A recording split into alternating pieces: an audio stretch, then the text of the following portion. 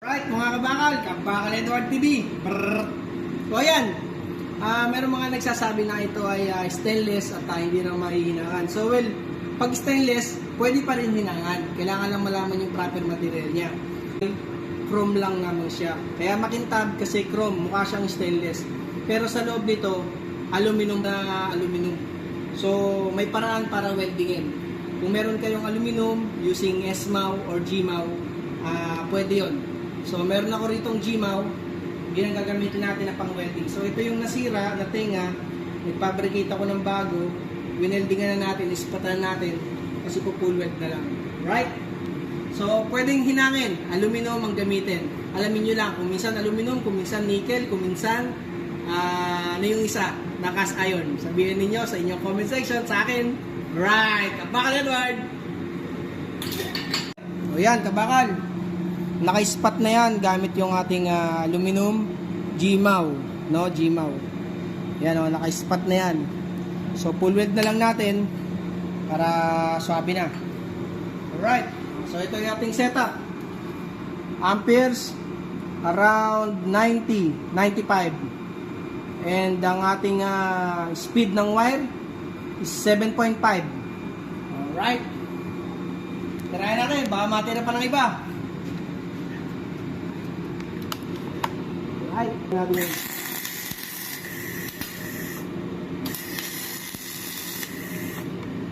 Huwag lang ito nito tuloy.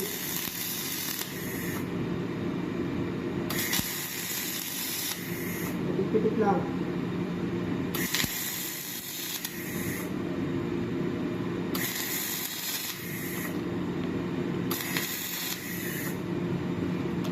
Right, kabila tayo.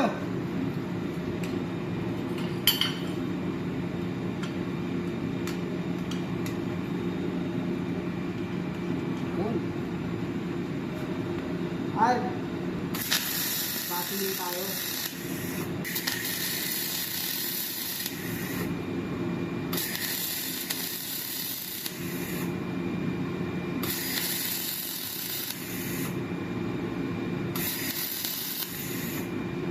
Opa! So, todas.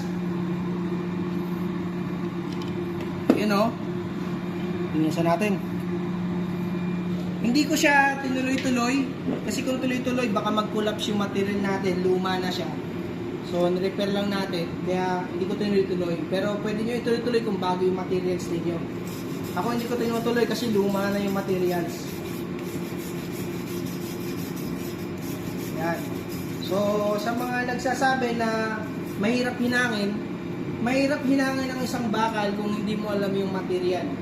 Tulad nito, aluminum ito.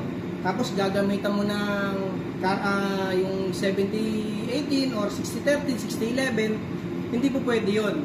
AG60, hindi rin po pwede yun kasi nga aluminum siya. So dapat bilang fitter, alamin mo yung materials, marunong ka mag-identify ng materials na hihinangin mo.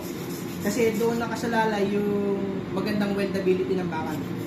Lahat ng bakal, maihinang mo basta tama yung materials mo, yung consumables mo na gagamitin, yung welding process mo na gagamitin. So, yun lang mga kabakal. Shoutout kaya iba no sa malupit kong cameraman at sa malupit kong ETO, Daryl. Ano pinito mo? Puerto. Oh, Daryl Puerto. Mga pangmalakasan ng Cebu, tsaka ng Bataan. Kabakal Edward, follow me for more. Brrr.